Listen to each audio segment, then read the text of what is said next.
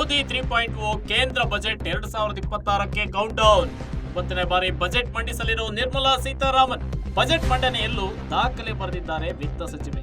ಲೋಕಸಭೆಯಲ್ಲಿ ಇಂದು ಕೇಂದ್ರ ಸರ್ಕಾರದ ಬಜೆಟ್ ಮಂಡನೆಯಾಗುತ್ತೆ.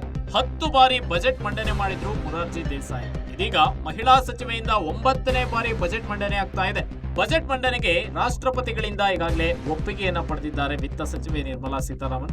ರಾಷ್ಟ್ರಪತಿಗಳಿಂದ ಒಪ್ಪಿಗೆ ಪಡೆದು ಸಂಸತ್ ಭವನಕ್ಕೆ ತೆರಳಿದ್ದಾರೆ ನಿರ್ಮಲಾ ಸೀತಾರಾಮನ್. ಸಂಸತ್ ಭವನದಲ್ಲಿ ಕೇಂದ್ರ ಸರ್ಕಾರದ ಬಜೆಟ್ ಮಂಡನೆ ಆಗುತ್ತೆ.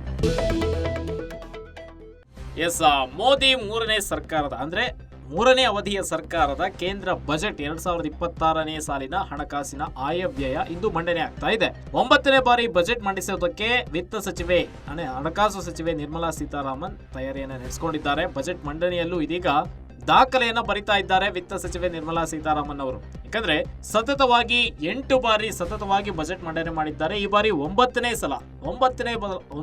ಸಲ ಕೇಂದ್ರ ಸರ್ಕಾರದ ಬಜೆಟ್ ಅನ್ನ ಮಂಡನೆ ಮಾಡ್ತಾ ಇದ್ದಾರೆ ವಿತ್ತ ಸಚಿವೆ ನಿರ್ಮಲಾ ಸೀತಾರಾಮನ್, ಹಣಕಾಸು ಸಚಿವೆ.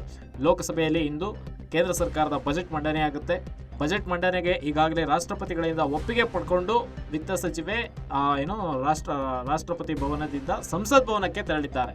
ಸಂಸತ್ ಭವನದಲ್ಲಿ ಕೇಂದ್ರ ಸರ್ಕಾರದ ಬಜೆಟ್ ಅನ್ನ ಓದ್ತಾರೆ. ಅಲ್ಲಿ ಓದ್ಬಿಟ್ಟು ಏನೇನು ಹೊಸ ಯೋಜನೆಗಳೇನು, ಯಾವುದು ಬೆಲೆ ಏರಿಕೆ ಆಗುತ್ತೆ, ಯಾವುದು ಕಡಿಮೆ ಆಗುತ್ತೆ ಅನ್ನುವಂತಹ ಪ್ರತಿಯೊಂದು ಕಂಪ್ಲೀಟ್ ಡೀಟೇಲ್ಸ್, ಒಂದು ವರ್ಷದ ಸಂಪೂರ್ಣ ಆಯವ್ಯಯ, ಇಡೀ ದೇಶದ ದುಡ್ಡು ಯಾವ ರೀತಿ ವಿಸ್ತರಣೆ ಆಗಬೇಕು, ಯಾವ್ಯಾವ ಅಭಿವೃದ್ಧಿ ಕೆಲಸಗಳಿಗೆ ಬಳಕೆ ಆಗಬೇಕು, ಯಾವ ರಾಜ್ಯಕ್ಕೆ ಎಷ್ಟು ಶೇರ್ ಹೋಗಬೇಕು ಅನ್ನುವಂತಹ ಸಂಪೂರ್ಣವಾದಂತಹ ವಿವರವನ್ನ ಬಜೆಟ್ನಲ್ಲಿ ಮಂಡನೆ ಮಾಡ್ತಾರೆ ನಿರ್ಮಲಾ ಸೀತಾರಾಮನ್.